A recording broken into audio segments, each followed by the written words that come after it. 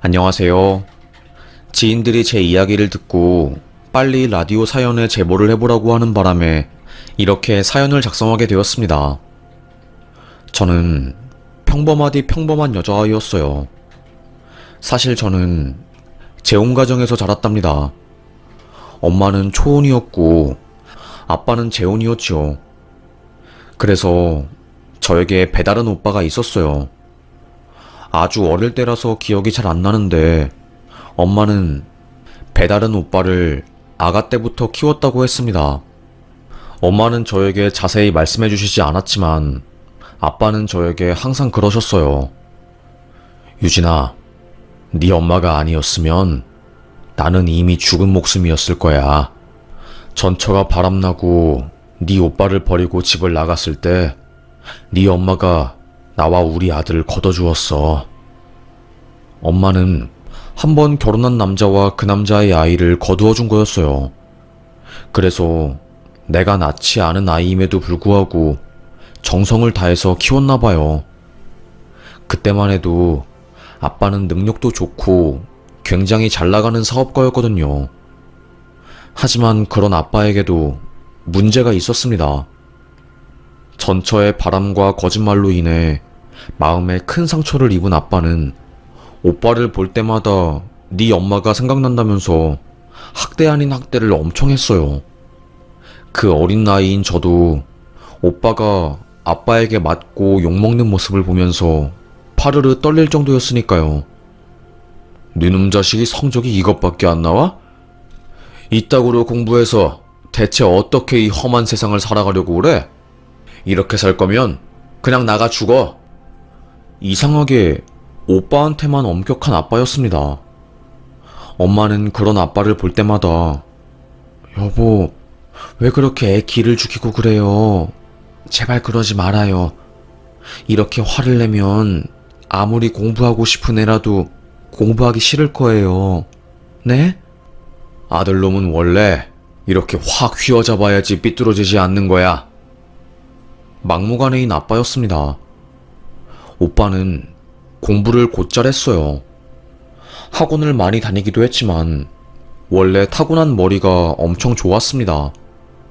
그리고 마냥 공부만 한 것도 아니었어요. 체육도 잘하고 키도 크고 잘생겨서 반에서 인기가 엄청 좋았거든요. 한마디로 공부 잘하는데 노는 것도 잘하는 일진이었던 거죠. 아빠한테 맞고 욕을 먹을 때마다 오빠는 더 삐뚤어져 갔습니다. 애들을 괴롭힌다거나 싸움을 하고 와서 눈이랑 몸에 멍들고 오는 게 일상이었죠. 엄마는 마석아, 이러면 안 돼. 이럴수록 마석이 네 인생만 손해 아니겠니? 몰라요. 다 필요 없어요. 공부 잘해서 뭐 하겠어요? 제가 아무리 열심히 노력해도 아빠는 저를 인정해주지 않고 맨날 절 때리기만 하는데요. 엄마는 오빠를 사랑으로 품었어요. 한 번도 오빠에게 화를 낸 적도 없었고 무조건 오빠의 이야기를 착하게 들어주고 수용하려는 사람이었죠. 아침마다 등교하기 전에 사랑이 담긴 편지를 써서 가방 안에 넣어주는 것은 기본이었고 밥을 잘 안 먹는 오빠를 위해서 새벽에 일어나 도시락을 싸주는 엄마였습니다. 어쩔 때는 질투가 날 지경이었어요. 엄마는 왜 친아들도 아닌데 오빠한테 이렇게 잘해주는 거야? 에이, 유진아, 그런 말 하면 못 써. 마음으로 낳은 아들도 친아들 못지않게 소중한 거야. 그리고 유진이, 너는 아빠한테 사랑받으면서 살아왔지만 네 오빤 그러지 못했잖니. 그래서 엄마가 더 신경 쓰고 챙겨주는 거야. 우리 유진이가 속상하겠지만 오빠를 잘 이해해주자.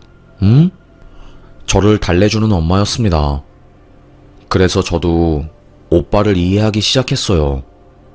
오빠랑 친한 사이는 아니었지만 그래도 불쌍하더라고요. 어떻게 보면 오빠에게 저는 눈엣 가시 같은 존재일 수도 있었잖아요. 새엄마의 친딸이었으니 말이죠. 저는 가정에서 사랑을 듬뿍 받고 자랐는데 오빠는 그렇지 못했으니까요. 그러다가 오빠가 입시 문제로 아빠와 크게 싸우게 되었습니다. 공부를 곧잘 했던 오빠는 서울대에 충분히 쓸 수 있는 점수가 나왔었거든요. 하지만 아빠를 너무나도 싫어하고 증오했던 오빠는 저 미국으로 유학 갈 겁니다. 유학 비용 대주지 않아도 됩니다. 제가 알아서 돈 벌어서 먹고 살 거예요. 니놈 새끼가 밥 먹여주고 재워주고 했더니 이제는 머리 다 컸다고 이 애비를 배신하는 게냐? 한국에서 살 거면 서울대를 나와야지. 네 인생이 활짝 피는 거야. 한국에서 안 살 거라고요.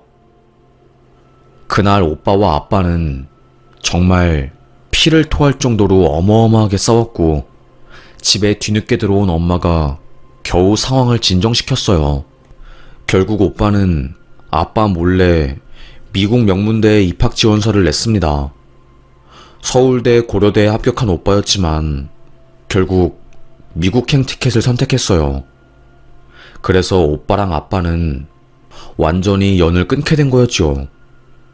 엄마, 나는 엄마한테 미운 거 하나도 없어요. 되려 날 이렇게 친아들도 아닌데 사랑으로 키워준 엄마한텐 고마울 뿐이죠. 그런데 아빠 때문에 내가 한국에서 받은 상처가 너무너무 커서 더 이상 여기 있기 싫어요. 나 미국 가서 잘 살 거니까 엄마도 여기서 행복하게 살아요. 더 이상 가족이랑은 연락하기 싫어요. 내가 엄마랑 연락하고 살면 아빠가 또 난리칠 게 뻔하니까. 오빠는 정말로 미국으로 가게 되었어요. 미국 사시는 분들은 아실 거예요. 프리스턴 대학교라고 명문대로 유명한 곳이었고요. 화학과에 입학했습니다. 오빠랑 제 나이가 띠동갑이 넘었기 때문에 저는 연락하고 지내는 사이는 아니었어요. 뭐 그저 집이 넓어졌다며 그저 순수하게 좋아할 뿐이었죠. 저는 그 뒤로 아빠와 엄마의 사랑을 받으면서 살았고 고등학교에 입학해서 죽어라 공부만 했습니다. 오빠랑은 다르게 저는 공부 머리가 없었어요. 엄마는 그런 저를 보고 네가 아빠를 닮았어야 공부를 잘했을 텐데 엄마가 가방끈이 짧아서 우리 딸이 그걸 닮은 것 같아서 자꾸 미안하네. 사과를 했습니다. 엄마는 중학교만 나오셨거든요. 시골에서 살았었고 맏딸이라서 학교를 제대로 다니지 못하고 일을 하러 다녔었대요. 그래서 항상 학업에 대한 미련이 가득하신 분이었죠. 에이 됐어. 내가 공부 못하는 게 왜 엄마 탓이야. 엄마는 엄청 현명하고 지혜롭잖아. 그게 최고인 거지. 앞으로 더 열심히 해서 성적 올리면 되니까 그런 말 하지 마. 저는 정말로 죽어라 한 번 더 공부를 하게 되었고 그 결과 인서울에 합격하게 되었어요. 명문대에 대한 미련이 있었기는 했지만 그래도 서울권에 있는 대학을 간 것 자체로 만족을 했습니다. 이것만으로도 감사했어요. 대학에 간 저는 미팅도 많이 하고 남자친구도 만들었죠. 그러다가 취업 시즌이 오게 되면서 남자친구와 헤어지고 3년간 암흑의 시간을 보냈습니다. 경제가 안 좋으니까 취업도 힘들고 먹고 사는 게 지옥처럼 어렵더라고요. 남들은 다 취업 잘하는 것 같은데 나만 못하는 것 같아서 매일 밤 잠들기 전에 죽고 싶다는 마음이 가득했습니다. 그때 만나게 된 사람이 남편이었어요. 남편은 취준생인 저와 달리 명문대학교 박사과정을 마치고 대기업에 들어가서 승승장구하고 있는 사람이었죠. 멘토 멘티 관계로 만난 저희는 사랑이 싹트게 되었습니다. 아무래도 그 당시 저는 취업준비생이었고 그 사람은 제가 가고 싶어 했던 기업에 합격한 사람이라서 도깨비 감투처럼 그분이 괜히 멋있어 보이고 대단해 보였던 것 같아요. 만난 지 얼마 되지도 않아서 바로 교제를 하게 되었고, 저희 서로는 아주 불타오르듯이 뜨겁게 사랑을 하게 되었습니다. 제 친구들에게도 남자친구를 소개시켜 주었어요. 그런데 웃긴 게 뭔지 아세요? 제 남친을 본 친구들이 하나같이 입을 모아서 하는 말이 있었습니다. 유진아, 남자친구 얼굴 잘생기긴 했는데 뭐라고 말해야 할까? 좀 관상이 쎄하다. 다들 잘생기고 능력은 좋은데 분위기나 풍기는 느낌이 너무 쎄하다고 말하는 거였습니다. 저는 에? 어떤 부분이 그런데? 난 잘 모르겠는데? 의문을 품었어요. 친구들은 뭐라고 설명하긴 애매하지만 말로 설명할 수 없는 그런 안 좋은 느낌이 있다고 했죠. 그 당시 저는 몰랐습니다. 남편의 실체를요. 대부분 잘 아시잖아요. 사랑에 콩깍지가 씌이면 정말로 답이 없다는 것을요. 저도 그때는 그랬습니다. 그 사람이 내가 만날 수 있는 사람 중에 가장 잘나고 좋은 사람인 것 같았어요. 그래서 더더욱 놓치고 싶지 않았고요. 그러다가 제가 임신했다는 것을 알게 된 겁니다. 저는 되게 건강한 사람이라서 한 달에 한 번씩 빠짐없이 생리를 하는 사람이었거든요. 그런데 2달 동안 생리를 안 하길래 혹시나 하는 마음에 임신 테스트기를 해보니 세상에 2줄이 나온 거였습니다. 펑펑 울면서 남자친구에게 오빠 나 어떡해? 아이 가졌어. 털어놓았죠. 놀란 남자친구는 한동안 아무 말도 못하더니 걱정하지 마. 우리 결혼하자. 청혼을 했습니다. 저는 조심스럽게 부모님에게 임신 사실을 알렸고 저희는 얼떨결에 혼전 임신을 해서 결혼하게 되었어요. 시댁 쪽에서는 저를 안 좋게 보았습니다. 취준생에 대학도 그저 그런 대학에 근본 없어 보였나 봐요. 그나마 저를 받아주신 이유는 우리 아빠가 변호사 자격증을 가지고 사업을 하시는 분이었기 때문이었어요. 상견례에서 시모가 엄마에게 어떤 전공하셨어요? 이렇게 물어보면서 대졸자인지 아닌지 돌려서 물어보았거든요. 그걸 눈치챈 아빠가 우리 나이에 그게 중요한가요? 사시 출신 변호사 사업가의 아내면 그걸로 능력은 끝난 거죠. 정리를 해주었거든요. 하여튼 간에 묘하게 저와 우리 엄마를 깔고 보는 그런 부분이 있긴 했었습니다. 찝찝하긴 했지만 아이가 이미 생긴 상황이어서 어떻게 할 수도 없었어요. 혼인신고를 하고 결혼식을 준비하던 중에 제가 유산을 하게 되었습니다. 이미 혼인신고까지 한 상황이라서 결정을 번복할 수도 없었고 결국에 그냥 운명으로 받아들이자 라고 생각하고 결혼을 하게 되었네요. 하여튼 간에 제가 결혼을 원해서 한 것보다는 어쩔 수 없는 상황으로 인해서 등 떠밀리듯이 하게 된 결혼이었어요. 그게 제 발목을 잡을 줄을 상상도 못했죠.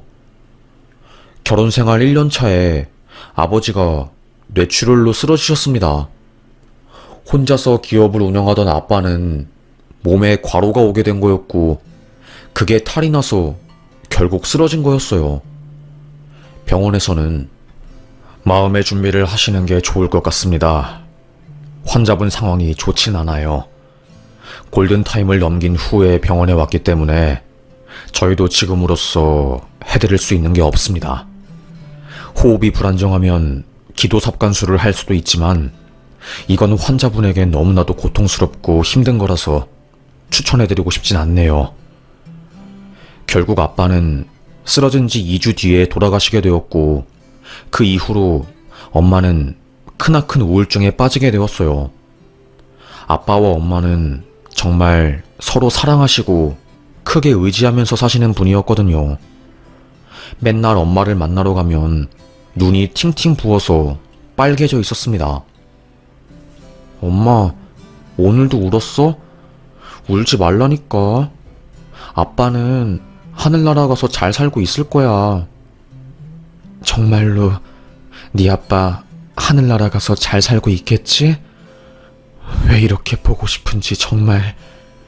애들 다 키워놓고 이제 편하게 여행 다니면서 쉴 날만 남았는데. 에휴. 엄마가 너무 걱정이 된 저는 병원에 가보았습니다. 정신과예요. 몇 가지 검사를 한 결과 엄마는 심한 우울증이었어요. 의사는 인간이 느끼는 고통 중에 가장 큰 고통이 배우자를 갑자기 상실했을 때가 가장 큰 고통을 느낄 수 있어요. 그래서 어머님이 지금 이렇게 힘들어하는 것 같습니다. 집에 있는 시간보다는 사람들을 만나고 어울리는 시간을 늘릴 수 있도록 해보죠. 이 조언을 듣고 엄마가 선택한 게 시장에서 장사를 하는 거였어요. 원래 엄마는 시장에서 국밥을 만들어 팔면서 생계를 유지했었거든요. 그러다가 아빠를 만나게 되면서 가정주부가 된 거였고요. 워낙에 활발하고 사람 만나는 것을 좋아했던 엄마는 시장에서 일하면서 많은 사람들을 만났을 때 자신이 가장 행복하고 살아있음을 느꼈다는 것을 깨닫고 시장에 가게를 내게 된 거였습니다. 저는 엄마가 행복할 수 있는 일이라면 뭐든지 응원하는 사람이었어요. 그런데 체면과 명예를 중요시하는 남편은 엄마의 가게 오픈 소식을 듣고 얼굴을 찡그렸습니다. 아니, 장모님은 왜 많고 많은 장사 중에 하필 시장에서 국밥을 한대? 아휴, 어디 가서 장모님 뭐 하냐고 물어보면 난 이제 뭐라고 말해. 민망해서 말도 못하고. 아휴, 머리 아파 진짜. 미치겠네. 아니, 당신은 우리 엄마 직업이 창피해? 왜 말을 그런 식으로 해? 엄마가 예전에 시장에서 행복하게 일했던 때가 그리워서 다시 일한다고 하잖아. 마음이 토라진 저는 남편에게 화를 냈습니다. 연애 때랑은 다르게 함께 살아보니까 그 누구보다 남의 시선을 의식하면서 사는 게 느껴졌어요. 저는 주말에는 엄마 가게에 가서 일을 도와주었습니다. 성격이 좋아서 금세 시장 사람들과 친해진 엄마는 전보다 훨씬 더 행복해 보이시고 얼굴에 웃음꽃이 피어 있었습니다. 유진아, 엄마가 일하고 나서 많이 웃는 것 같아.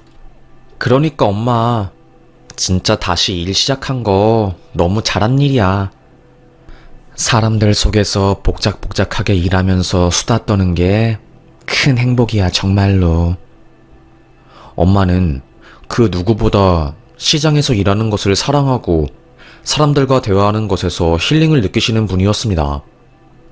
하루는 제가 남편에게 자기야, 엄마 가게 한 번도 안 가봤지? 이번에 같이 가서 일 도와드리고 밥도 먹고 오자. 아, 귀찮은데. 나 시장 같은데 잘 안 간단 말이야. 알겠어.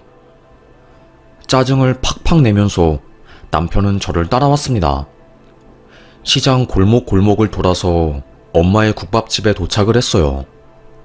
사람들이 바글바글했고 저는 바로 앞치마를 입고 엄마를 도와드렸죠. 남편은 쭈뼛쭈뼛 서 있더니 무안했던지 본인도 수저통을 날라주면서 엄마를 도와주었습니다. 한바탕 손님들과의 전쟁이 끝나고 한숨을 돌린 뒤 저와 엄마 그리고 남편은 뒤늦은 저녁을 먹었어요. 내가 우리 사위 온다고 해서 수육이랑 맛있는 거 많이 했어. 많이 먹어. 엄마는 아끼던 인삼주를 꺼내서 사위에게 따라주었어요. 저희 남편이 술이 약한데 또 마시는 거는 엄청 좋아하는 스타일이었거든요. 처음에는 엄마가 주는 술을 넙죽넙죽 받아먹었습니다. 얼굴이 벌게지면서 술이 점점 달아오르기 시작했어요. 남편의 가장 단점 중에 하나가 술을 마시면 말을 막 한다는 거였어요. 저희 셋이서 음식을 먹고 있는데 엄마의 시장 친구들이 가게 안에 들어온 겁니다. 자기야, 오늘 장사 끝났어? 우리 밥 한 끼만 먹고 가도 되나? 오늘 우리 사위가 온다고 해서 잠깐만 기다려봐. 그러면 국밥 간단하게 한 그릇 내올게. 엄마는 잠시 친구들의 테이블에 가서 수다를 떨었어요. 우리 엄마 웃음소리가 되게 호탕하거든요. 한번 웃으면 주변 사람들까지 웃게 만드는 그런 웃음 바이러스인 사람이었어요. 깔깔거리면서 엄마가 친구들과 수다를 떨고 있던 그때 갑자기 남편이 장모님, 왜 그렇게 깔깔깔거리면서 웃으세요? 천박하게. 순간 분위기가 쎄해졌습니다. 엄마의 친구들은 아니, 장모한테 이렇게 말하는 건 좀 아니지 않나? 우리가 보고만 있기가 좀 그래서 한마디 거드는 건데 아닌 건 아닌 거지. 화가 났습니다. 엄마는 민망해서 아니, 오늘 우리 사위가 농담이 좀 심하네. 많이 취했나? 내가 술 못하는 사람한테 술을 너무 많이 먹였어. 내 잘못이지 뭐. 상황을 좋게 마무리하려고 웃으며 넘어가려고 했어요. 그런데 남편이 또 아니 장모님, 왜 하필 시장 바닥에서 일하시는 거예요? 엄마에게 뭐라고 하는 겁니다. 화가 난 제가 나와. 지금 엄마한테 뭐 하는 짓이야? 당신 나와. 가게 밖으로 남편을 질질 끌고 나갔습니다. 엄마 미안. 이 사람이 오늘 너무 취한 것 같아서 집에 데리고 가야 할 것 같아.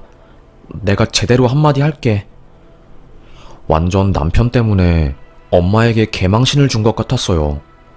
운전하면서 집으로 가던 중 저는 화가 너무 많이 나서 당신 미쳤어? 내가 당신 엄마, 시어머님한테 이렇게 말하면 어떨 것 같아? 우리 엄마 웃음소리가 천박하다고? 이게 할 말이야? 적당히 해야지 진짜. 고래고래 신경질을 내니까 남편도 지지 않고 저에게 큰 소리를 냈습니다. 내가 연대 박사까지 나와서 주말에 국밥집 일을 도와줘야 해? 나도 자존심이란 게 있어. 어릴 때부터 강남바닥에서 학원 다니면서 곱게 컸는데 우리 엄마가 주말마다 내가 장모 국밥집 가서 알바한다는 걸 들으면 얼마나 놀라겠어? 저한테 미안하다고 말하기는커녕 되려 더 뻔뻔하게 저에게 소리를 질렀습니다. 혀를 내둘렀네요. 너무 화가 난 저는 감정을 추스르기 위해서 그 뒤로 아무 말도 하지 않고 집에 갔습니다. 며칠간 거의 냉전 상태로 지냈던 것 같아요. 엄마는 저에게 괜찮다고 했지만 속상해하는 모습이 눈에 보였기에 마음이 더더욱 아팠습니다. 일을 하고 있던 도중 갑자기 엄마에게 전화가 왔어요. 엄마, 이 시간에 웬일이야? 따님 되시냐요? 전화를 받은 사람은 엄마가 아니라 한 아주머니 목소리였습니다. 글쎄, 엄마가 갑자기 쓰러지셔서 우리가 신고했거든. 빨리 여기 영산병원으로 와봐. 깜짝 놀랐습니다. 순간 보이스피싱인 줄 알았어요. 네? 몇 번을 되물어도 같은 대답이 돌아왔고 저는 반차를 내고 빠르게 엄마가 있는 병원으로 갔습니다. 엄마는 뇌출혈이었어요. 다행히 일을 하시다가 증상이 발현된 거였고 그걸 본 손님들과 사람들이 바로 119에 전화를 해서 응급조치를 빠르게 할 수 있었습니다. 다행히 손님 중에 간호사가 있어서 더 일사천리로 상황이 정리되었다고 하더라고요. 놀란 저는 펑펑 울면서 엄마가 죽는 건 아닌가 싶어서 너무 불안했고요. 남편에게 전화를 했고 미국에서 일을 하고 있는 오빠에게도 거의 몇 년 만에 처음으로 전화를 했습니다. 오빠는 아빠가 돌아가셨을 때도 한국에 오지 않았었는데 엄마가 아프다는 말에 화들짝 놀라서 저에게 뭐라고? 그게 진짜야? 일단 내가 한국에 들어가기 전까지 네가 엄마 잘 돌봐주고 있어. 곧 갈 거니까. 저를 안심시켜 주었어요. 웃긴 게 사위란 놈은 엄마가 아파서 병원에 입원해 있고 응급실에서 정밀검사를 받고 있는데 대기실 의자에 앉아서 애니팡을 하고 있더라고요. 애니팡은 핸드폰 게임이었습니다. 당신 미쳤어? 장모가 아픈데 핸드폰 게임을 하면서 실실 쪼개고 싶어? 아, 또 왜 시비야. 중간에 회사 반차 내고 나왔으면 된 거지. 그럼 여기 소파에서 펑펑 울면서 앉아 있어야 해? 말이 안 통하는 남자였습니다.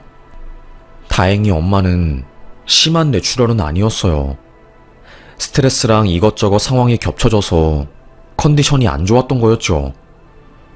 피를 묽게 하는 약이랑 통원으로 언어 치료를 받기로 하고 퇴원을 했습니다. 며칠 뒤 엄마가 저에게 마식이가 한국에 들어온다고 하네. 한국 대기업에서 차장으로 스카우트제의가 왔나봐. 배다른 오빠는 엄마가 아픈 소식을 들어서 한국으로 잠시 들어오려던 차에 스카우트제의가 와서 승낙을 한 거였어요. 저희 남편은 오빠를 본 적이 한 번도 없었거든요. 결혼식 날도 오빠는 한국에 오지 않았으니까요. 오랜만에 오빠를 만난 저는 저도 모르게 눈물을 흘렸습니다. 그간 있었던 일을 모두 말해주었어요. 얼마나 제가 힘들게 결혼 생활을 하고 엄마가 슬퍼했는지 그 모든 것을요. 오빠도 눈물을 글썽이면서 엄마에게 내가 너무 바보같이 살았던 것 같아. 아무리 미국이라도 결국에 고향은 못 이기더라고. 너무 그리웠어. 이 모든 게. 아버지가 싫어서 무작정 미국으로 갔는데 이렇게 힘든 인생이 펼쳐질 줄은 몰랐네. 그 경쟁이 강한 땅에서 동양인으로서 살아남겠다고 혼자서 마음고생, 몸고생 많이 한 오빠였습니다. 남편은 오빠를 보자마자 아랫사람 보듯이 대하더라고요. 뭐 배다른 오빠이고 별 볼 일 없는 사람 취급한 거였죠. 유진아, 저놈 원래 저렇게 싸가지가 없냐? 내가 쟤보다 나이가 적어도 10살은 더 많고 능력도 좋을 텐데. 모르겠어. 나도 요즘 남편 때문에 힘들어 죽겠어. 우리 엄마한테 한 짓도 그렇고 정말 이혼 생각이 간절하다니까. 왜 내 친구들이 관상이 안 좋으니까 결혼 말고 그냥 연애용으로 만나라고 한지 알 것 같아. 그런데 공교롭게도 오빠가 발령받은 회사가 저희 남편이 근무하는 곳이었어요.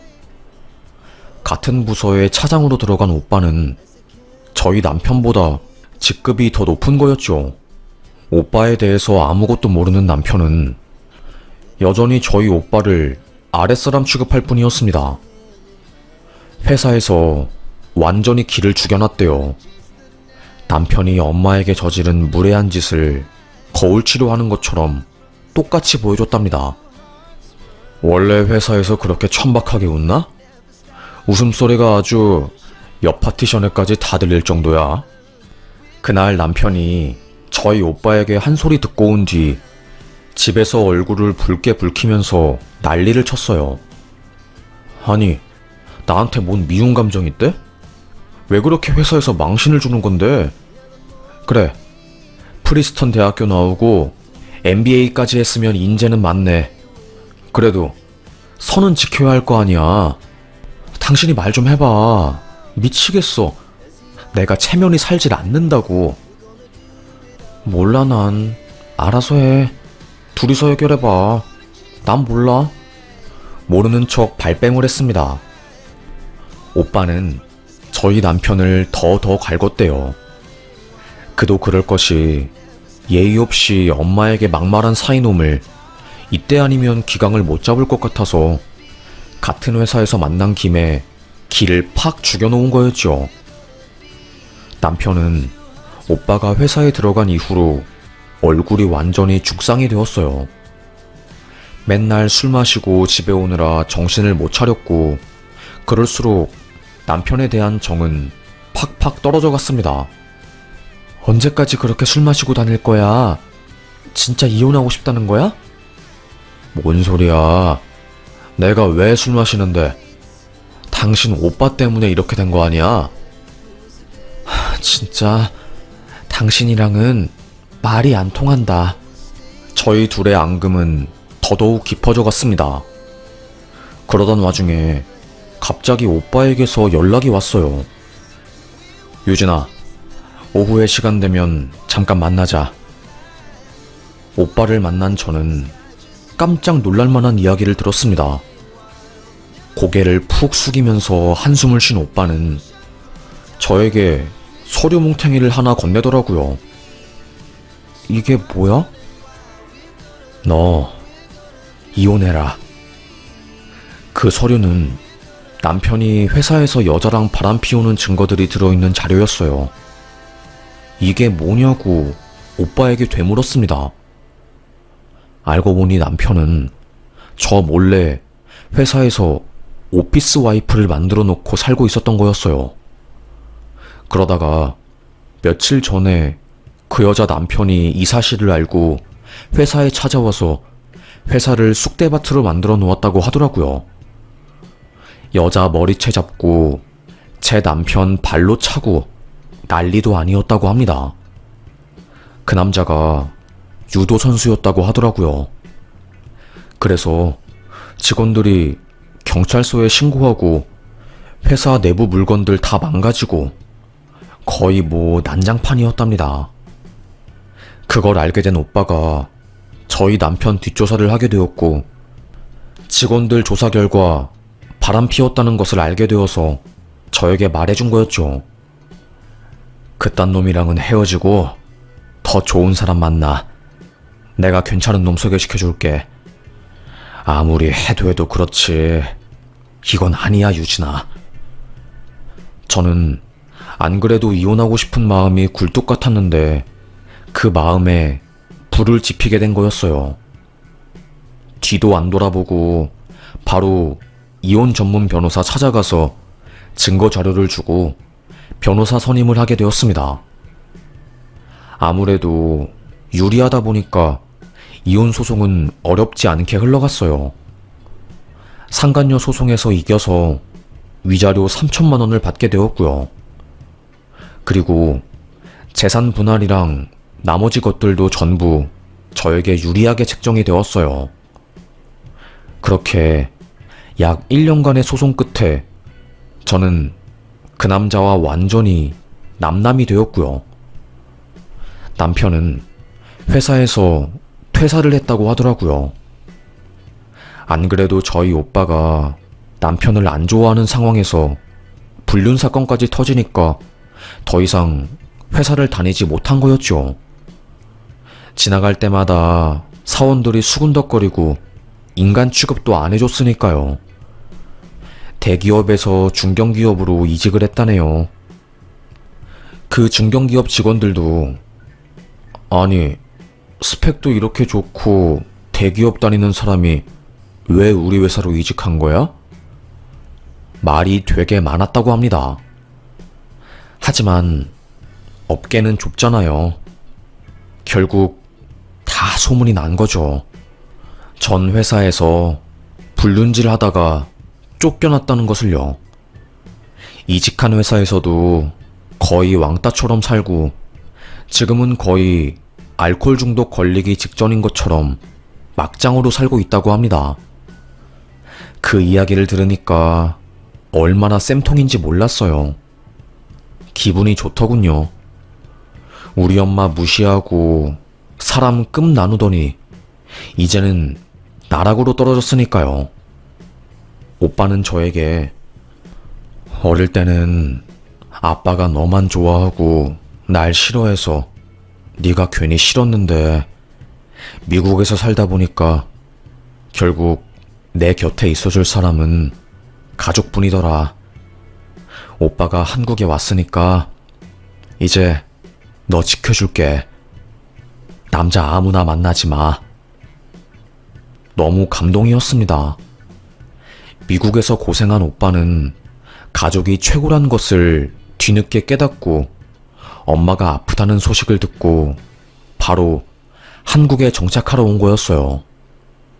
그리고 엄마에게도 엄마, 내가 살아보니까 남의 자식을 내 자식처럼 키우는 게 얼마나 힘든지 알 것 같더라고. 정말 고맙고 내가 이제 우리 엄마 여자로서 행복하게 살 수 있도록 열심히 노력하고 행동할 거니까 지켜봐줘.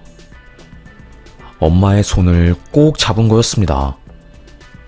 오빠가 그 경쟁이 심한 미국 땅에서 동양인으로서 경쟁력 있는 사람으로 살아남기 위해서 얼마나 열심히 노력을 했을지 상상이 안 가더라고요. 그 덕에, 오빠 덕에 저는 남편의 소나기에서 벗어날 수 있었고 엄마도 행복해졌네요. 저희 남편과는 다르게 오빠는 엄마의 시장 국밥집에 친구들이랑 회사 사람들을 데리고 가서 밥도 먹고 일도 도와주고 엄마의 삶을 존중하고 자랑스럽게 여기고 있네요. 이게 정말로 좋은 사람인 것 같아요. 사람 급 나누고 급이 떨어지면 무시하고 결국 이런 행동들은 돌고 돌아 다 자기 자신에게 돌아가는 것 같습니다. 저도 이걸 이번에 깨닫게 되었네요. 앞으로 남은 삶이 많으니 지금부터라도 후회하는 삶보다는 사람들에게 좋은 영향을 끼치면서 행복하게 살 수 있는 삶을 살아보려고 합니다. 그럼 저의 이야기를 들어주셔서 정말 감사합니다. 여기서 사연 마무리하겠습니다. 날이 추우니 건강 조심하시고 모두들 행복하시길 간절히 바라겠습니다. 감사합니다.